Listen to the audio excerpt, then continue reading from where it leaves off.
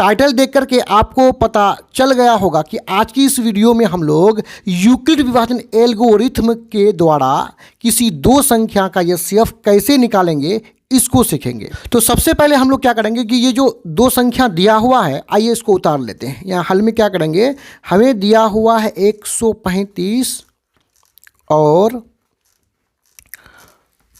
225। अब हम क्या करेंगे, इस छोटी संख्या से इस बड़ी संख्या को भाग लगाएंगे। तो 135 से हम 225 को यहाँ पे भाग लगाएंगे। देखिए 35 से कम 135 से कम 135, यहाँ घटाते हैं, 0 बचेगा, एक लिए इससे 12 से 3 जाएगा 9।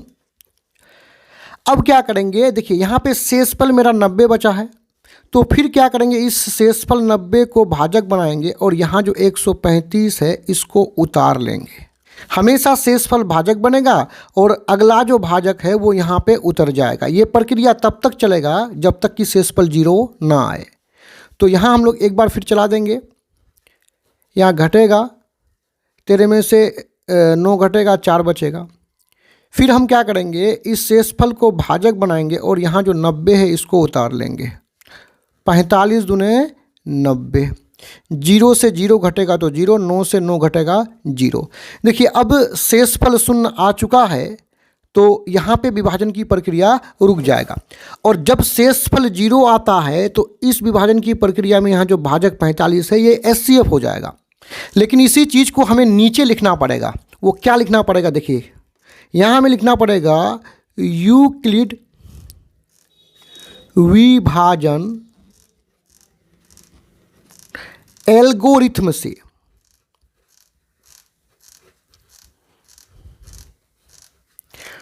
और यूक्लिड विभाजन एल्गोरिथम में होता है a बराबर बी क्यू प्लस आर।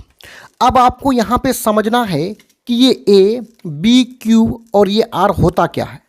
देखिए किसी भी विभाजन की प्रक्रिया में यहाँ पे जो संख्या है इसको भाज्य बोलते हैं और उसको a से दर्शाते हैं, और यहाँ जो भाजक होता है इसको b से दर्शाते हैं और भागफल को q से और शेषफल को हम लोग r से दर्शाते हैं। इसका मतलब ये हुआ कि किसी भी विभाजन की प्रक्रिया में दोनों रेखा के बीच में जो संख्या होगा इसको a और जिससे भाग देंगे b, यहाँ पे भागफल को q और शेषफल को r बोलेंगे हम। तो हम यहाँ पे क्या कहते हैं, क्या करते हैं, ये जो पहला विभाजन की प्रक्रिया है यहाँ पे देखिए a के स्थान पर कितना है 225। क्योंकि ये पहला विभाजन की प्रक्रिया है तो हम यहाँ पे लिख लेंगे 1, a के स्थान पर 225 बराबर करेंगे b के स्थान पर, देखिए b के स्थान पर 135,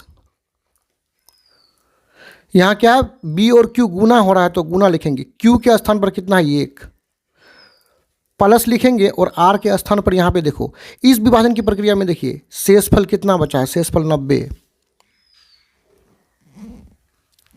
इसी प्रकार हम लोग उसके नीचे जो ये दूसरा विभाजन की प्रक्रिया है इसमें देखते हैं। a के स्थान पर 125,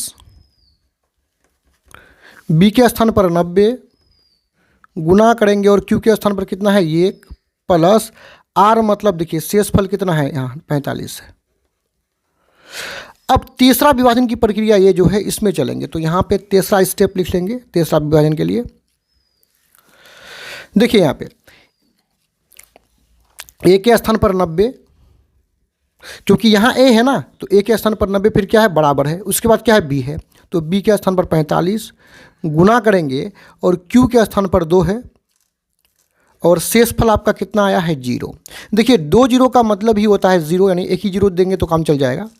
देखिए जब शेषफल 0 आता है तो इस परिस्थिति में भाजक अर्थात b के स्थान पर जो संख्या होता है ना वही होता है एचसीएफ। तो हम सिंपल सा कर लेंगे, क्योंकि r इक्वल टू 0, यहाँ पे r क्या है, यहाँ पे r क्या है 0 है, तो इस परिस्थिति में ये जो b का मान जो है, b का मान जो भाजक है 45, यही हो जाएगा एचसीएफ 45 आंसर। यदि वीडियो आपके लिए जरा सा भी हेल्पफुल है तो प्लीज़ चैनल को सब्सक्राइब कर लें और इस तरह के और भी वीडियोस को देखने के लिए आप हमारे चैनल के प्ले लिस्ट में भी जाकर के देख सकते हैं। धन्यवाद।